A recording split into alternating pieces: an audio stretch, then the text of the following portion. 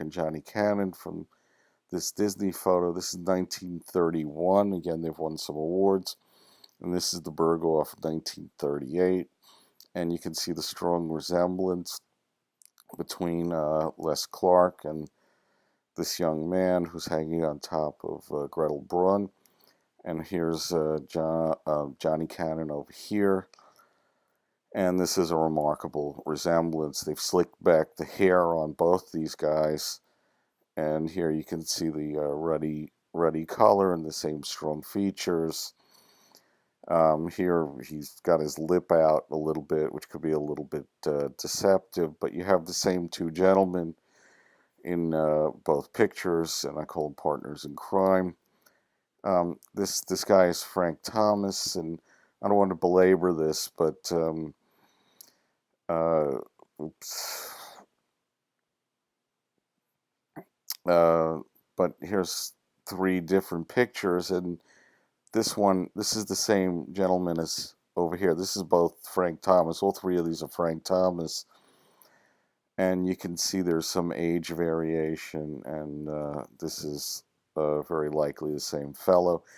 This is Ted Sears, and again, um, here's the Disney picture, and he really doesn't look all that much like the guy at the Berghoff. However, by definition, this is Ted Sears here, and this is Ted Sears. It says here he worked in story. I think he also worked in the business office. But by definition, this 1, 2, and 3 are the same gentleman. And you can see here that he looks remarkably more like Ted Sears in this picture and also in this one. Well, this is 7 years earlier. He's a younger man, and it does look like they have attached some prosthetics. This is a famous picture called The Crying Frenchman of World War II, taken on June 14th, 1940. And there's a guy here who turns up in the background. And can you find this man in this picture here? Hit the pause button if you want to try it, and we move on. And he is over here. And this is a very good likeness. I think we did a pretty good job. It's a gentleman named Ben Sharpstein. So here's Ben Sharpstein, and here's the Crying Frenchman, Ben Sharpstein. Here's a side profile view of Ben Sharpstein, and you can compare it over here. When you start doing facial recognition, you start to be able to rotate people in your mind. Here he's rotated 90 degrees, and I think it's a pretty good likeness. Sorry. This is a Nazi named Philip Boulay, Nazi party official, and killed 70,000 handicapped adults and children. Now, these children and adults killed in Nazi Germany were murdered. These people were murdered, but not by this guy. He didn't do it. And here he committed suicide on May 19th, 1945. And why does he commit suicide? So nobody's looking for him. The real guy who did all the atrocities, you'll never know who he is. To get the records on that will be nearly impossible. And they use an actor instead to play the part of whoever it was responsible for these murders. But this guy didn't do it. How do I know? Because he's in this picture. So find Philip Boulay, hit the pause button. This one is easy. And there he is. He's a guy named Floyd Godfredson. And you can see the remarkable resemblance between the two men, including the hairlines over here. Now, here's two other pictures of Floyd Godfredson. So these three are Floyd Godfredson. This is Philip Boulay. If I had found only these two pictures of Floyd, I don't think I would have been able to necessarily make the connection with Philip Boulay as easily.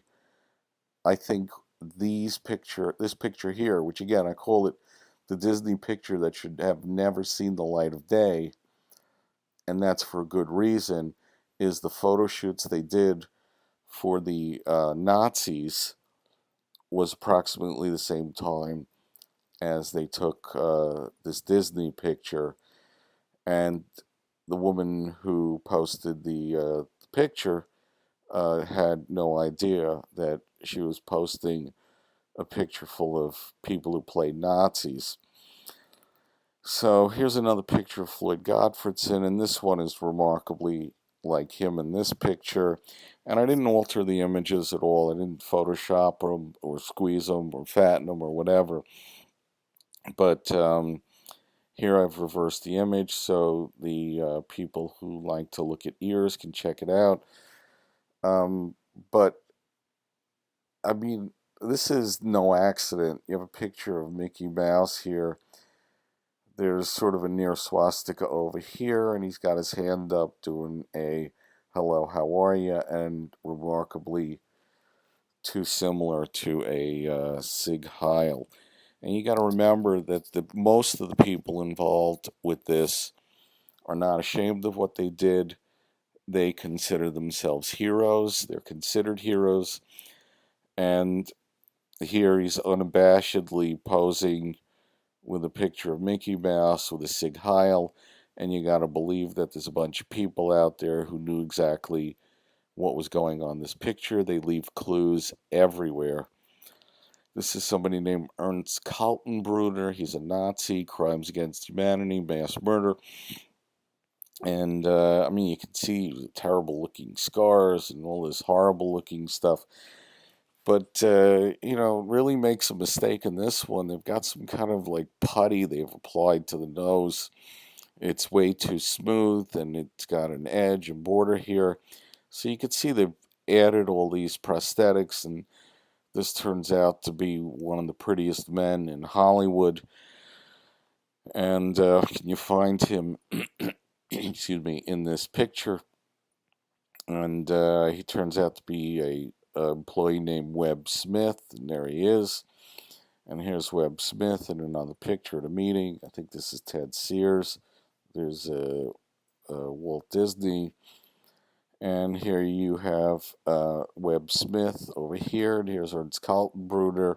Again, Ernst has got the chin prosthetic and these horrible looking scars and this nose material they've slapped on.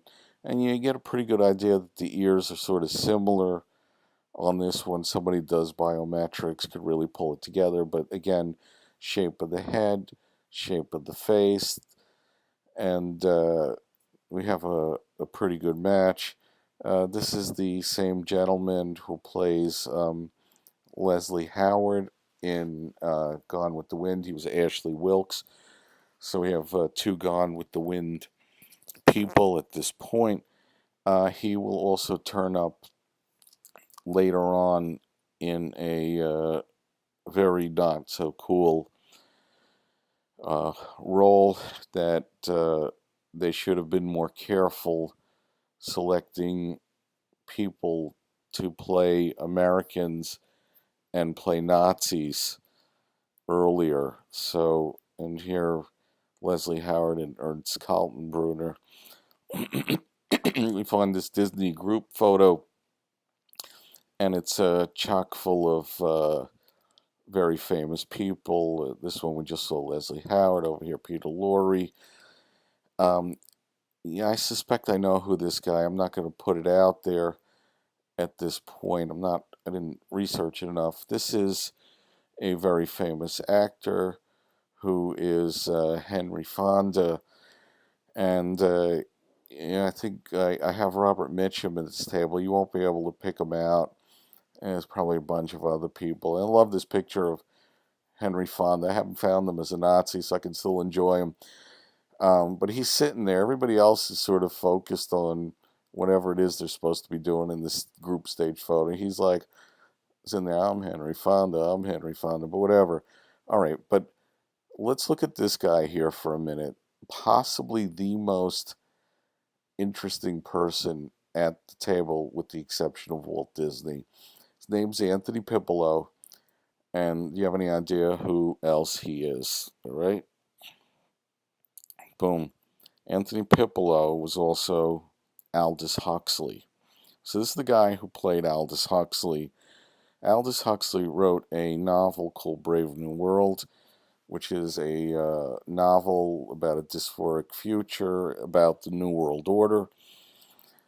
And New World Order is a complex ideology about a one world government. And this is some of what the ideology is of these people.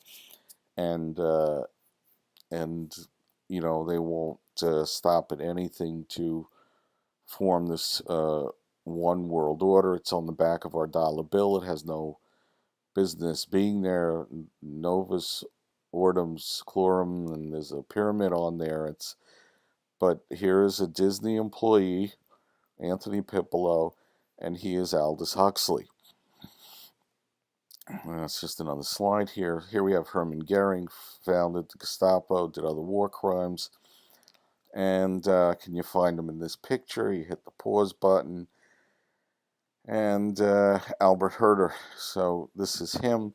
Now there's another man out there who does facial recognition, who's a genius, who has assigned Hermann Goering to somebody else, and I think we're going to differ on this one. I think I'm correct here, and I have the other person who will not appear in this set of videos. So again, Hermann Goering, Albert Herder. This is Heinrich Himmler. This is a German, a Nazi. I don't know how anybody sat around and looked at this guy and didn't at least consider the fact that he's Japanese. So this is the architect of the Holocaust, Heinrich Himmler, and the man is not German. The man is Japanese. I mean, maybe half German, but these are Japanese features, and they've added some prosthetics and whatnot. So, I'm trying to find who he is, and I have a couple ideas, but I have not nailed this down. And he may turn up a little bit later, but this man is Japanese, and this is the architect of the Holocaust. This is Rudolf Hess. I don't have exactly what he did during the Holocaust. He's not in that photo of Disney, but we do find that he is a gentleman named Herb Ryman. If he's not Herb, then he resembles him beyond belief. So let me just show you. This is the picture here. I stuck this in here. This is Rudolf Hess, Herb Ryman.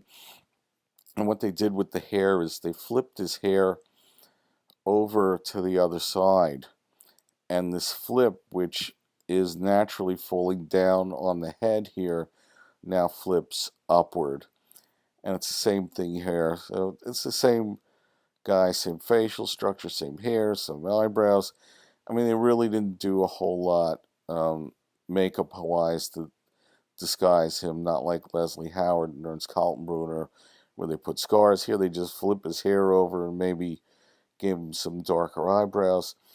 I didn't put up the picture. If you look at Hogan's Heroes, there's one of the generals who looks very much like Rudolf Hess, and my suspicion is that Herb Ryman also played him.